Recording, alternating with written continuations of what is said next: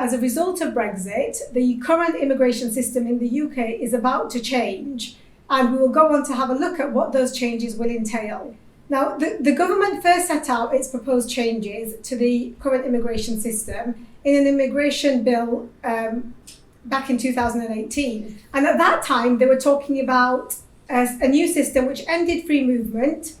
which aligned the treatment of EU nationals coming to the UK from the 1st of January 2021 onwards with the treatment of non-EU nationals, which laid the foundations for a new points-based immigration system which will come into play from the 1st of January 2021 onwards. And it clarified the rights of Irish citizens, effectively confirming that their rights will remain unchanged. More recently, the government issued a policy statement in February of this year in which they set out their vision for the new immigration system going forwards. And I've set out on the slide some quotes from that immigration policy statement, which gives us a feel for the direction we now know we are headed in.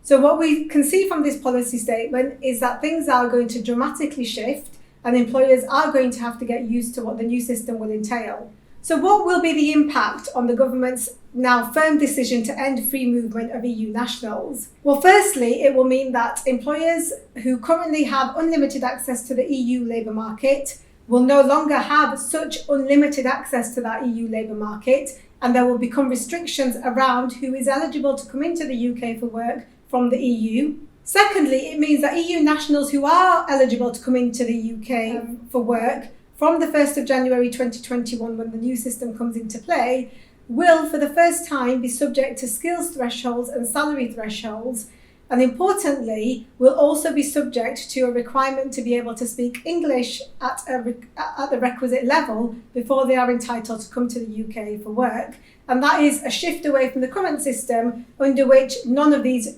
eligibility requirements apply. In terms of EU nationals who are already in the UK, as at the end of December 2020, they have the ability to preserve their existing rights to continue living and working in the UK. In order to preserve their longer-term rights to continue living and working in the UK, EU nationals and their non-EU family members must make an application under what's known as the EU settlement scheme before the 30th of June 2021. This requirement to make an application under the EU settlement scheme applies both to EU nationals who were already in the UK as at the date of Brexit happening, so as at the end of January 2020, and those EU nationals who moved to the UK during the transition period, so anybody who moves to the UK before the end of December 2020. The deadline for making an application under the EU settlement scheme is the 30th of June 2021. And the question that we're regularly asked is, what happens if an individual misses the deadline and fails to make their application in time?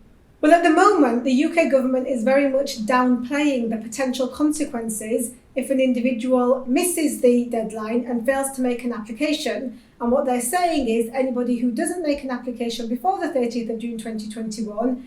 because they have reasonable grounds, will be given a further extended period of time in which to make the application.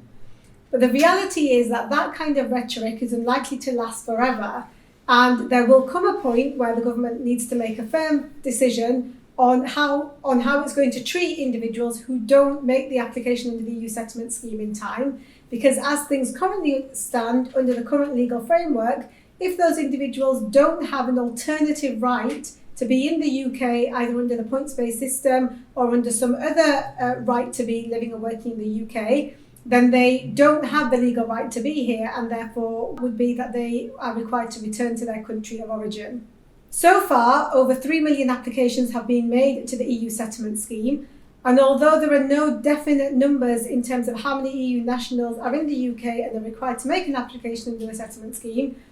Estimates tend to vary from between 3 to 3.6 to 4 million. Therefore, what we can say is that so far the vast majority of EU nationals appear to have made their applications, but there are still significant numbers who are yet to apply.